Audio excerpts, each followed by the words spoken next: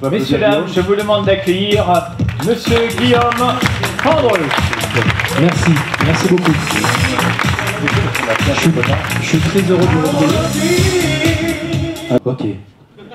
Alors je vais reprendre ce que disait cette dame tout à l'heure que j'ai trouvé très intéressant. C'est miroir, monde miroir, montre-moi qui je suis vraiment. En fait, depuis qu'on est tout petit, finalement, on grandit, on évolue au travers du regard du monde qui nous entoure. Et là, on s'aperçoit qu'il y a des choses qui sont appréciables, aimables, et puis d'autres qui sont pas très appréciées et pas très aimées du monde qui nous environne. Alors qu'est-ce qu'on fait ?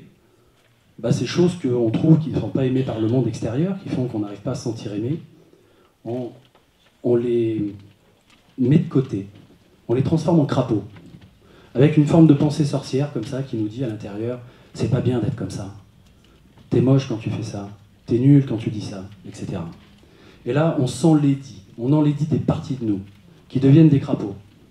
On se jette des sorts à nous-mêmes.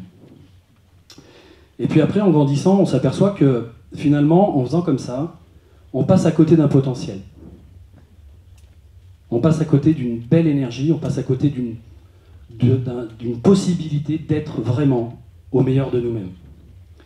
Et donc on va, pour certains, comme vous, qui êtes ici, parce que si vous êtes là, c'est que vous avez ça, comme ça, dans vos tripes ou dans votre esprit, on va chercher, on va se mettre en quête de devenir la plus belle version de nous-mêmes. Et bien évidemment, on ne peut pas être parfait, donc l'idée, quand on est dans une quête d'être la meilleure version de nous-mêmes et qu'on fait du développement personnel, c'est aussi d'accepter et d'accueillir quelque part nos petites facettes négatives, nos failles, nos faiblesses, etc. Et moi j'avais beaucoup de mal, quand j'étais jeune, à accepter ces facettes négatives, et j'étais très complexé, j'étais très introverti. Alors, à la fois j'étais introverti, j'étais timide, et j'avais du mal avec les autres, parce que j'avais un peu peur du regard des autres.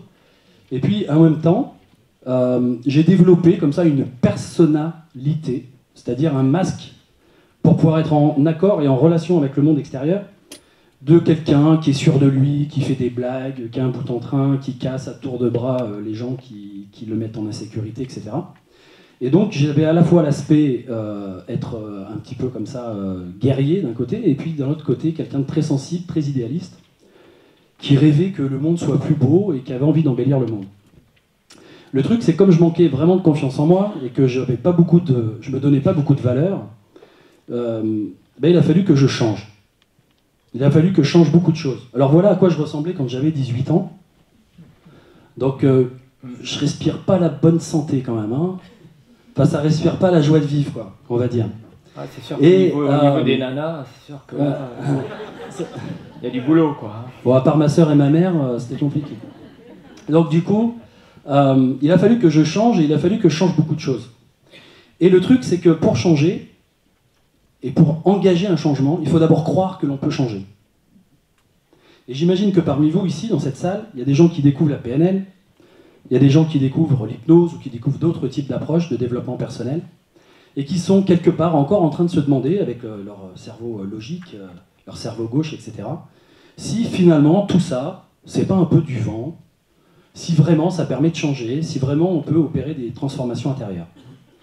Alors moi, avant de les opérer, ces transformations, avant d'avoir la preuve par l'expérience, et donc de développer de nouvelles croyances à cet égard, que je pouvais vraiment transformer beaucoup de choses en moi, même s'il y a quand même en fond toujours le même être qui est là, d'accord ? Je suis toujours Guillaume, je suis toujours le même, mais je me suis développé sur certains aspects, et puis je me suis dépouillé sur d'autres.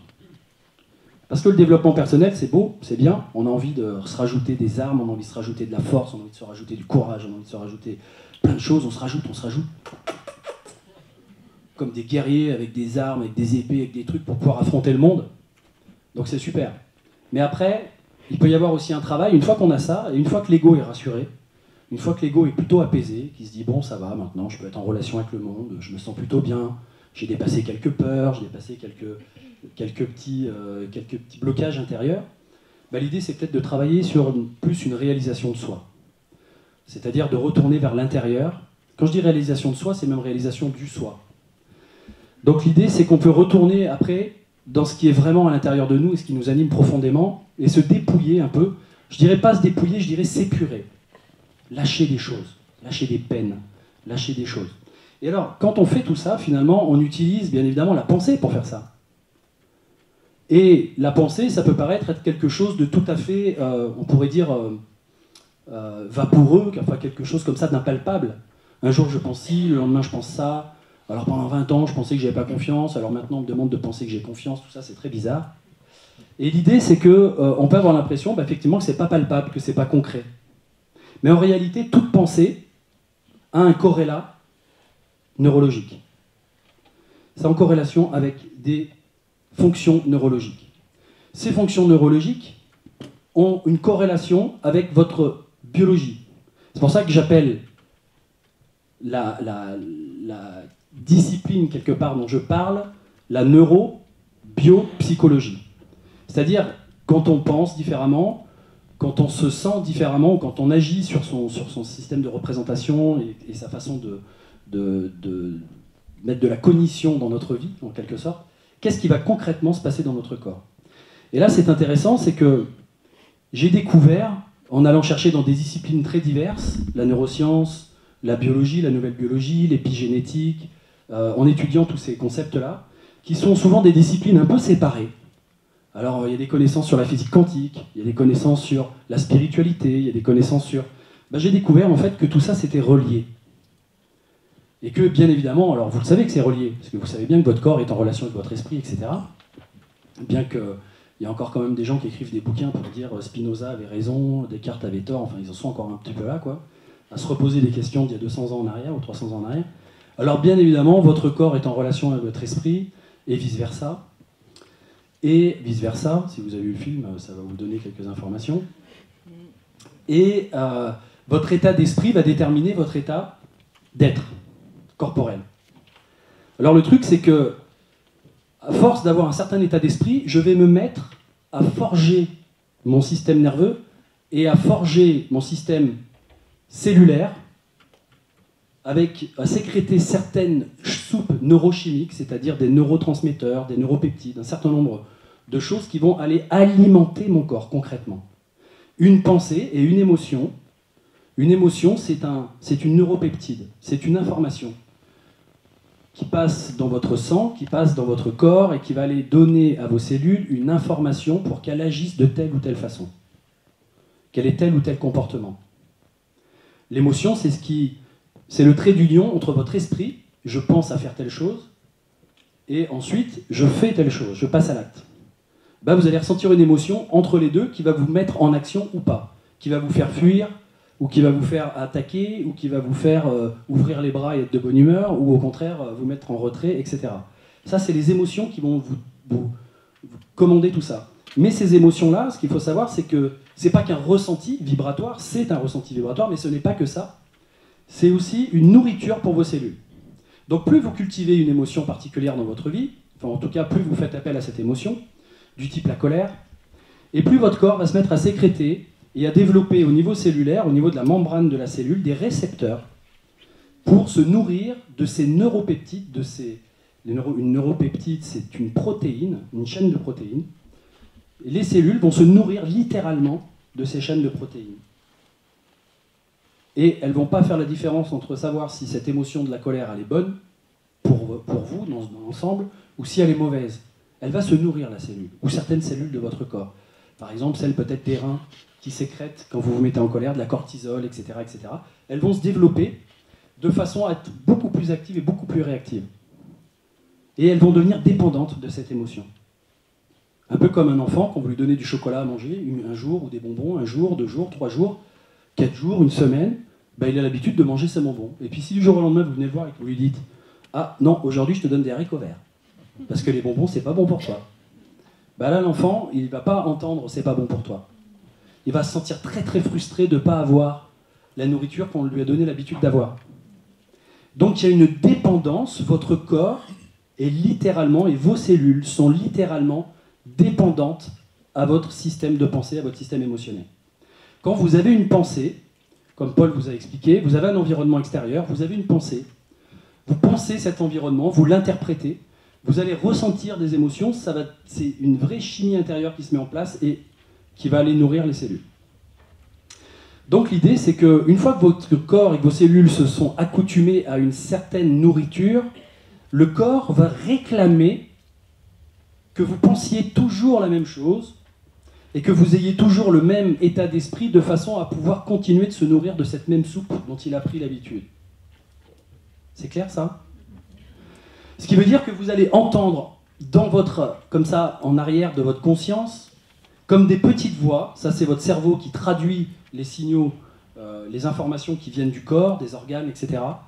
Comme une petite voix qui va vous dire « Oh là là, mais attends, change pas trop vite quand même ce truc. Bon, c'est bien d'aller à un séminaire PNL Power et de vouloir changer ta vie, mais on le fera demain, la semaine prochaine. Allez, redonne-nous encore un petit peu de la colère et de la frustration, parce que nous, on aime ça. C'est un peu comme un chocolat pour la cellule. D'accord ? Donc, ce qui fait que votre état d'être va influencer votre état d'esprit. Et plus on avance en âge, et plus c'est l'état d'être qui influence l'état d'esprit. Plus ça va s'installer profondément dans votre système nerveux, dans les racines, dans le tronc cérébral même, et dans votre conscience de vous-même, et donc dans votre identité, c'est-à-dire que vous allez vous identifier à cette personne qui se met facilement en colère, et vous allez peut-être même vous dire « je suis cette personne qui se met en colère ». Vous savez, quand vous ressentez la colère quelques instants, c'est juste une émotion qui vous traverse. Quand vous commencez à la sentir toute une journée ou 2 jours, ça devient une humeur. Vous savez ce que c'est l'humeur à la base? C'est les liquides interstitiels qu'il y a dans vos cellules. L'humeur, ça veut dire que votre soupe intérieure, elle est déjà pleine de neuropeptides de la colère. D'accord? Donc, il suffit qu'une petite action, quelqu'un qui me fait une queue de poisson, d'habitude je pourrais la prendre avec, comme ça, indifférence. Bah là, d'un coup, comme je me suis énervé ce matin, je vais encore m'énerver là. Puis ce soir, quand je vais rentrer et que mon mari ou ma femme va pas faire telle ou telle chose, je vais m'énerver encore plus vite.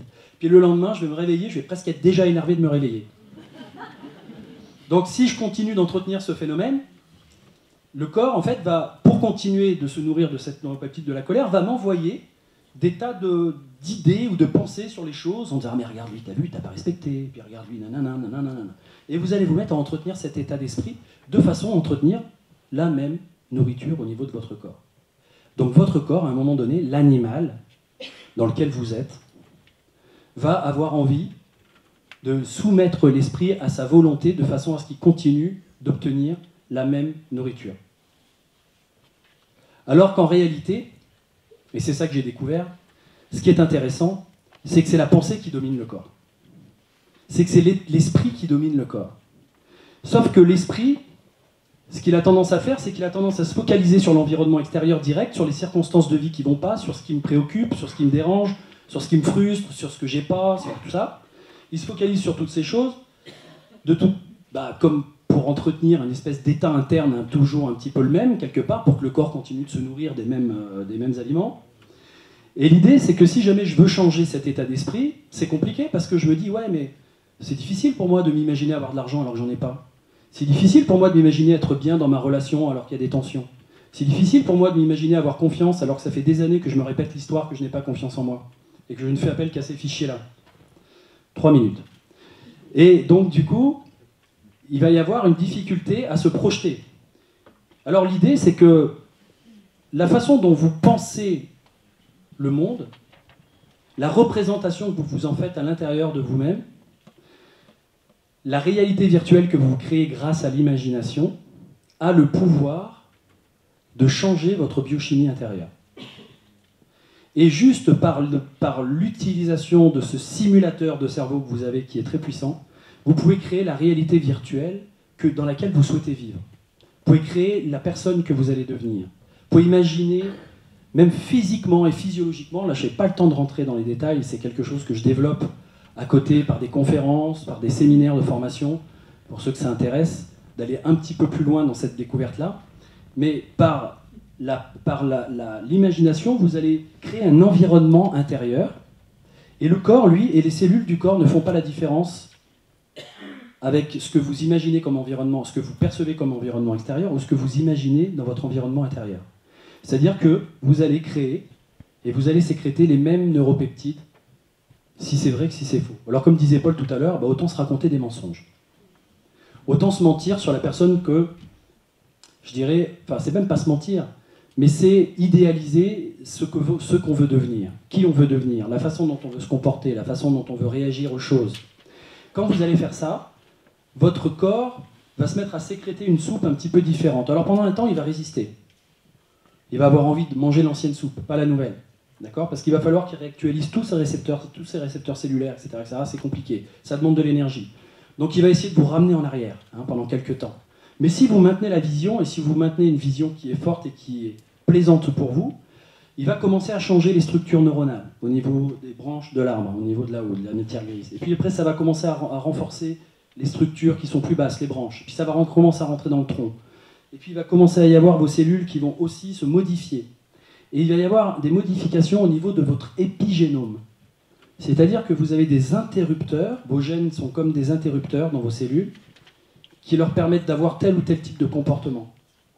Et là, peut-être qu'avant, vous aviez un comportement assez récurrent de peur et d'angoisse, et vous allez arriver juste par la visualisation et par l'imagination, en vous voyant dans la confiance, en vous voyant dans la réussite, en vous voyant dans la sérénité, à force, vous allez aller désactiver cet interrupteur de l'angoisse et du stress qui générait tel comportement cellulaire, telle chaîne de comportement, et d'un coup, vous allez vous mettre à plus ressentir ces états-là et ces sensations-là.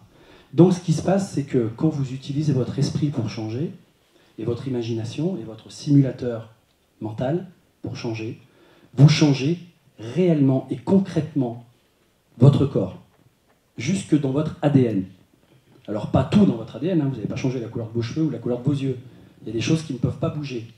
Mais il y a tout un épigénome qui va se mettre à bouger d'une façon différente, et vous allez vous mettre à jour et mettre à jour en vous d'autres possibilités, d'autres fonctions internes. Ce qui veut dire que vous pouvez concrètement changer jusque dans la matière. Mais ça passe d'abord par l'esprit. Ça passe d'abord par le fait de croire que c'est possible. Parce que si vous ne croyez pas que c'est possible, vous ne faites pas les exercices. Vous n'appliquez pas. On vous dit visualise tel truc, ouais, bon, enfin ça va, c'est bon, mec, la formation elle m'a dit qu'il fallait que je le voie, tel truc, enfin c'est un peu ridicule. Je vois bien que concrètement parlant, dans ma journée, dans mon quotidien, finalement tout ça c'est peut-être une grande illusion, des beaux discours. Non, ce ne sont pas des discours. Vous avez vraiment des gens qui changent, vous avez vraiment des gens qui guérissent, vous avez vraiment des gens qui arrivent à transformer leur corps, même musculairement parlant. Avoir du gain musculaire, avoir plus de force, transformer les traits de leur visage, transformer leur attitude, leur posture. Et des tas de choses qui se transforment juste avec la puissance de votre esprit. Donc là, j'ai pas le temps de développer, parce qu'il y a des tas de choses à dire là-dessus qui sont vraiment passionnantes, et surtout pour les personnes qui sont dans l'accompagnement, surtout pour les personnes qui sont déjà coachs, qui sont psychologues, qui sont dans l'accompagnement des autres. Parce que ce que j'entends souvent et ce qu'on me dit, c'est une fois qu'on a découvert l'ensemble de cette mécanique, et que les gens, que ça devient clair pour eux, ils me disent « Ah mais c'est un truc génial !» Parce qu'avant, je ne savais pas comment expliquer aux gens pourquoi je faisais telle méthode ou telle technique, et qu'est-ce qui allait vraiment changer en eux. Et j'avais l'impression que je leur racontais un peu des balivernes, et qu'ils me regardaient comme ça en se disant « Mais qu'est-ce qu'il me dit celui-là, c'est un gourou, qu'est-ce qu'il fait, qu'est-ce qu'il dit ?» D'accord ? Et en fait, en réalité, la science vient expliquer tous ces phénomènes, explique pourquoi la PNL ça marche, explique pourquoi l'hypnose ça marche depuis la nuit des temps, explique pourquoi le MDR ça marche, l'EFT ça marche, et d'autres techniques fonctionnent. Et qu'est-ce qui se passe concrètement à tous les niveaux de votre corps. Et alors là où j'ai envie de faire une petite pointe de plus, ça veut dire c'est super. 1 minute. Ah merde. Donc en fait, ce que j'ai envie de vous dire, c'est que le cerveau humain, il n'est pas développé dans son plein potentiel quand vous arrivez au monde. Il se développe en fonction de la façon dont vous l'utilisez et dont vous l'entraînez. Et ce qu'il faut savoir, c'est qu'il a une fonction de transcendance. Alors j'en parlais l'autre jour avec le professeur Henri Joyeux, je ne sais pas si vous connaissez Henri Joyeux, parce que j'étais sur un événement avec lui et que j'ai eu l'occasion de pouvoir l'interroger, discuter avec lui, etc. Et je lui posais justement cette question de la transcendance, parce que lui, il a été étudié effectivement des gens dans certains pays qui utilisent des stratégies de prière, etc., pour obtenir des états modifiés de conscience et de transcendance. Et il me disait que oui, bien évidemment que lui, qui est cancérologue, médecin, etc., il est OK avec ça.